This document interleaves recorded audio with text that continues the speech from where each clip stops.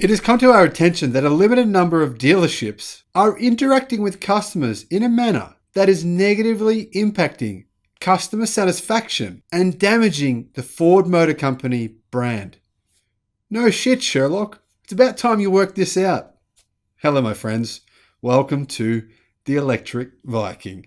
My name is Sam Evans. I'm coming to you here from Melbourne, Australia. Fantastic to see you here in 2022. 2021 was, well, it was a great year. It was a terrible year. It was the best of times. It was the worst of times. But this year, it's going to be much better than 2021. I can tell you that for sure. Especially if you're a fan of electric cars, of breathing in clean air, and of renewable energy and batteries, all those things. Anyway, Ford Motor Company, they've clearly been watching my channel, or not, and well, they've clearly been impacted here by all the press around the shenanigans that Ford dealers have been up to over the last 12 months. I mean, the fact that Ford executives have been telling customers to just go and buy a Tesla so they don't have to deal with Ford dealerships' antics, price raising, playing games with customers, trying to charge them $10,000 after they've bought a car and already paid, and trying to renege on contracts. All kinds of things have been going on this year. I'll put some links in the description below to some of these antics from Ford. It's about time Ford stepped up to the plate and made this happen. Now, if you didn't already know this, if you pre-ordered a Ford F150 electric vehicle, dealerships have been calling buyers and saying to them, this is not uncommon, by the way, it's a common thing, saying to buyers, the only way you're going to get one of these pickup trucks is if you pay this much more than retail price. If you're not willing to pay that, we're going to put you to the back of the queue. In other words, you're not going to be getting a truck for at least 3 years, right? So this has forced consumers to say, okay, we'll pay more, or no, I won't get the vehicle. Now, finally, Ford has put their feet down and said, dealers that try to scam customers are going to be penalized. Now, Andrew Frick, VP of Sales for Ford's US and Canadian operations, said the following. Examples of these negative interactions include demanding that customers who are already on the reservation list for the 2022 Ford F150 Lightning make additional deposits or payments.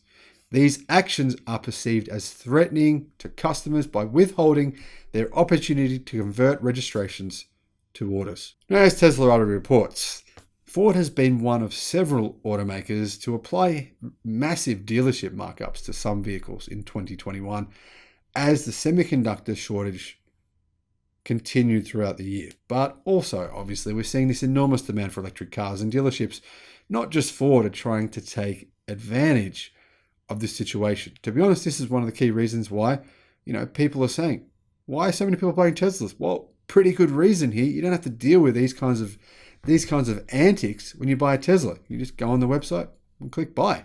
It's that simple. And I believe that is the future for all car brands. At some point, you'll have to offer this service or it'll be very hard to sell a car. Now, the crazy thing is here, Ford is probably not the worst example of these shenanigans. Mercedes has been, well, to some degree even worse. Mercedes are saying it's justifiable for their dealers to increase prices by $50,000 over MSRP because, well, their cars are worth that much, so you should just pay the money. Getting back to Ford, though. Andrew Frick, VP of Sales for Ford, said, this behavior is not allowable under Paragraph 6 of the Sales and Service Agreement. Paragraph 6 states that the dealer shall conduct dealership operations in a manner that will reflect favorably at all times on the reputation of that dealer. Other company authorized dealers, the company or company products and trademarks and trade names used or claimed by the company or any of its subsidiaries, the dealer shall avoid in every way any bait, deceptive, misleading, confusing, or illegal advertising or business practices. This was a memo sent to all Ford dealerships. Now, the interesting thing is here, it is a clear admission from Ford that Ford dealers are engaging in misleading, confusing, or illegal advertising or business practices. That's the words that they even use themselves. Now, realistically, right now, Ford Motor Company, General Motors, these American brands, they have very little recourse when it comes to actually prosecuting dealers. But the memo could be the prelude to legal action in the United States. Ford could be laying the foundation to see if they can get the courts to interpret dealer franchise laws in such a way that OEMs have additional flexibility to actually discourage bad practices. Or in other words, maybe Ford is just preempting this whole situation and saying, you know what? How do we put ourselves in a position to start getting rid of dealers, at least some of them, keep the good ones, get rid of the bad ones that are doing this dodgy shit and ruining our brand, and move to a direct sales model like Tesla. They could keep some dealerships where obviously they're going to need them for service and other kinds of things like that, and get rid of the others and actually have a direct sales model. I think that all brands know that at some point in future, this has to happen. Customers are just not going to put up with these kinds of things from dealerships forever, especially when there are other options on the table. Obviously, Rivian, what are they doing? Direct to customer sales as well. Now, yes, I know some of you are probably saying, oh, you're being a Tesla homer here. It's true. Yes, Tesla does raise their prices. The big difference though, they don't raise the price after the deal has been agreed on. That's the misleading and deceptive part. Nobody likes that happening to them. If you went, just say you went to the McDonald's drive-thru, right? You go through the drive-thru, you see the price on the board. It says it's going to cost me $10 for a Big Mac meal. You get to the front register, you go to give them your credit card, you can smell the delicious food, deliciously bad for you that is, but anyway, you can smell it, you're hungry. You give them your credit card and they say, that'll be $15, sir. You say, what? It said 10 on the sign. When is anyone ever happy with that happening to them? Never, I would say. Never, ever. Obviously, Ford are very aware that this is damaging their brand. General Motors, hopefully they come to the party too and start to realize what's happening is not a Ford-only problem. This is a legacy auto problem. And this, my friends, is one of the key reasons why legacy auto is in big trouble. Their whole system is set up around having dealers. Dealers are part of the network. That adds significant cost to margins. You're probably thinking, well, what's the alternative? Alternative is doing what BYD are doing right now.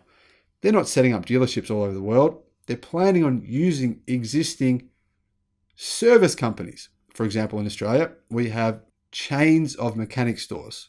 So basically what BYD will do, they'll go and say, okay, this My Car, which is a chain of mechanic stores all over Australia, can you deliver the car to the customer and then solve all their issues for them, do the services for them? Oh, obviously an electric car. The thing is, you don't really need to do anything when you service them.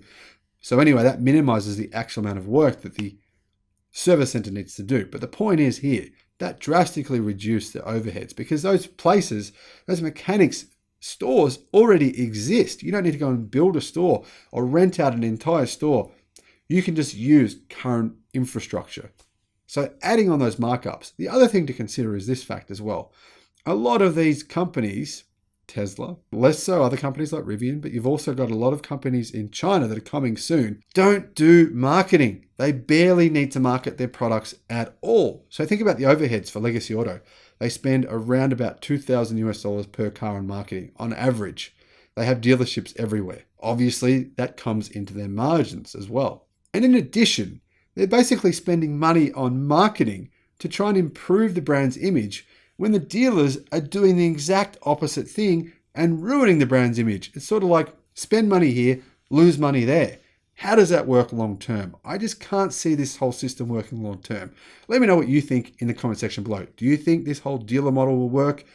Do you think it will still be in place in 20 years' time? I'm really skeptical, but let me know what you think in the comment section below. Thanks for watching the video, and I'll see you again on the next one. Bye-bye.